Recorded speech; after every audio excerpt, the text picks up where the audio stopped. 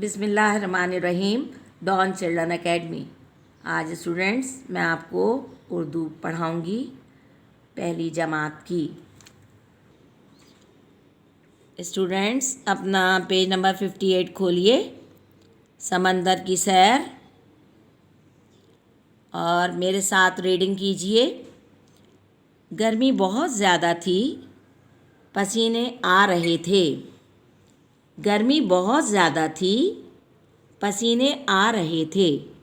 हमने अब्बू से कहा, आज बहुत गर्मी है, आज हमें समंदर की सैर कराने ले जाएं। अब्बू ने कहा, अच्छा तैयार हो जाओ। हम जल्दी जल्दी तैयार हुए। अब्बू ने गाड़ी निकाली और हम समंदर के किनारे पहुंच गए। शाम का वक्त था, ठंडी ठंडी हवाएं चल रही थीं। हर तरफ लहरों का शोर था। समंदर के किनारे बहुत सी दुकानें थीं।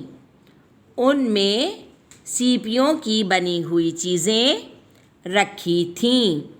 लोग उन्हें शौक़ से ख़रीद रहे थे।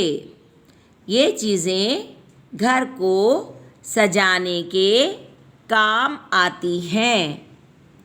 बाजी ने एक हार ख़रीदा, मैंने भी एक कछुआ ख़रीदा। एक तरफ बड़े बड़े झूले लगे थे। ये झूले बिजली से चलते हैं। बच्चे झूलों में बैठकर बहुत खुश होते हैं। मैं भी झूले में बैठा, बड़ा मज़ा आया। मज़ा। बाजी को डर लगता है, डर लगता है। वो नहीं बैठी। समंदर के किनारे गीली रेत पर बच्चे खेल रहे थे। पानी की लहरें आती तो पाँव पानी में डूब जाते थे। बाजी दूर खड़ी थीं। जब लहर उनके करीब आती तो वो घबराकर और पीछे हट जाती। हमने अब्बू के साथ ऊँट पर सवारी भी की। ऊँट बड़े मज़े से चलता है। हमने वहाँ मज़े की चीज़ें भी खाईं। जब सूरज समंदर में डूबने लगा तो हम वापस हुए। गाड़ी में बैठकर घर आ गए।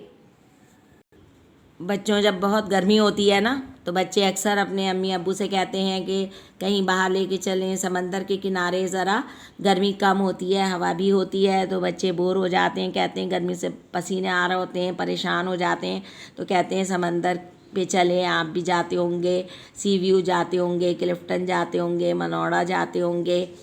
ये सारे हमारे समंदर के किनारे हैं, और भी बहुत से हैं। एक ही समंदर है, बहरे अरब, उसके ये साहिल हैं।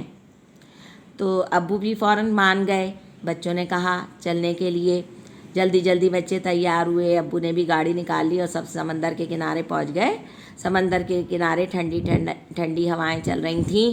लहरें भी बहुत थीं। दुकानें जो खुली हुई थीं उस पर सीपियों की बनी हुई चीज़ें मिल रही थीं, और चीज़ें घर के सजाने में भी काम आती हैं। उनकी बाजी ने भी एक हार ख़रीद लिया, और बच्चे ने भी एक कछुआ सीपियों का बना हुआ ख़रीदा। फिर उन लोगों ने बहुत इंजॉय किया, खूब पानी में काफ़ी देर रहे, गीली रेत पर भी खेलते रहे।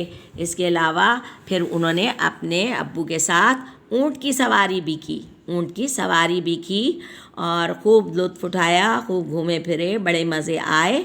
और आखिर में जब सूरज समंदर में डूबने लगा, यानी शाम हो गई, तो गाड़ी में बैठकर सब घर वापस आ गए।